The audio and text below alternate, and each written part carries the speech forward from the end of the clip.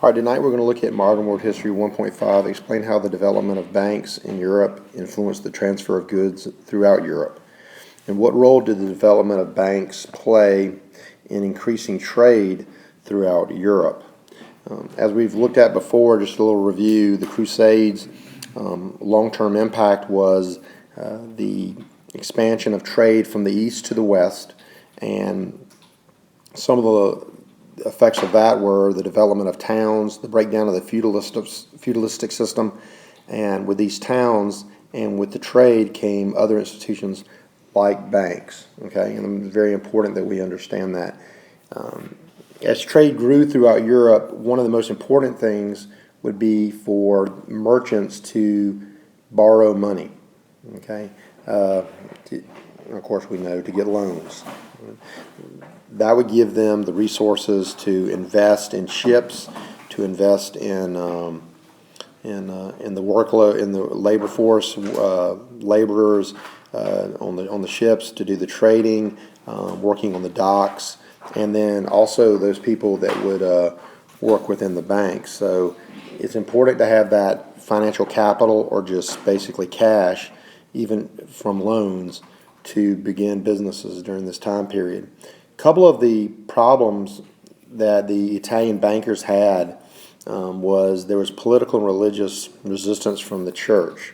So the Catholic Church had a definite opposition to loans, and the Florence merchants eventually they were able to control bankers in the papal banking in the Catholic Church and the form of tax collection. So they were able to gain a power base there with the church to move in the way of banking that would help them in their commercial development.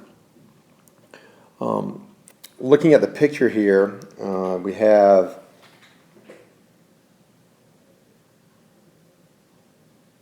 let's see. You have some bankers in this picture, exchanging money, maybe a deposit right here. It looks like we have some currency exchange going on in this picture here, from one part of the world to the next, and the exchange that was happening there, perhaps paying off a loan. Don't know at this point, but it's a good example of the banking. We also talked about how the serfs were able to, with the breakdown of feudalism, move into possibly some type of middle class lifestyle with the new institutions. Not all did, naturally, but some were able to. So that was a change, definitely a social change from feudalism. One of the main families that we want to look at during this time was the Medici family of Italy. They were one of the most wealthy families. They were a Florentine family, and they were a great example of this merchant commercial society during the time. Also want to mention England. England was kind of going away from its feudal community. Most of its wealth was inland, and we talked about that as far as the feudal lords and their land, but they were transitioning into a commercial society. One person that helped in this was King Henry VIII, who, as we know the story, was excommunicated by the Catholic Church because of marriage reasons, and he was trying to get an heir for his crown. But he also repealed the usury law, and established the church and disallowing lending in money and interest. So at that point, what we would call entrepreneurs today were able to invest, get loans, and move England from the feudalism to commercialism, and start wealth building in that country. One last thing I want to look at. Make sure you go to your textbook in Chapter 17, Sections 1 and 2, and this will also help you with some of the information from this standard.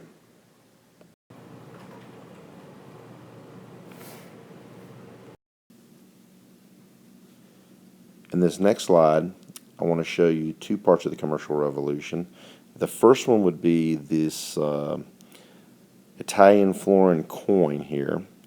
Um, Often I have used the term and drawn the sign of a dollar sign, but we're looking at money here, and paper money and that type of currency was not used. They may have a written agreement or a stock certificate. We've looked at that, but it's got to be backed up by something of value. And of course, this is a gold coin, which would help finance many of the trade ventures of the time. Also, in the commercial revolution, they say despite the setback of the plague, the plague happened as trade went or increased. That's when the plague happened.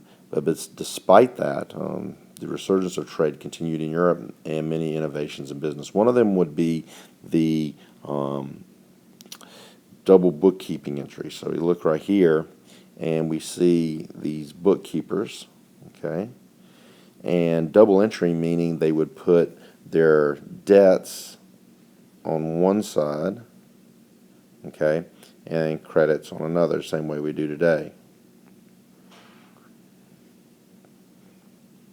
Okay, and so money was you look and see how much money that you've borrowed and for investment, and then as that money came in and you sold the products, you'd have credits, and then you'd pay back that money. So double entry bookkeeping system became very important, and there again gave the serfs some type of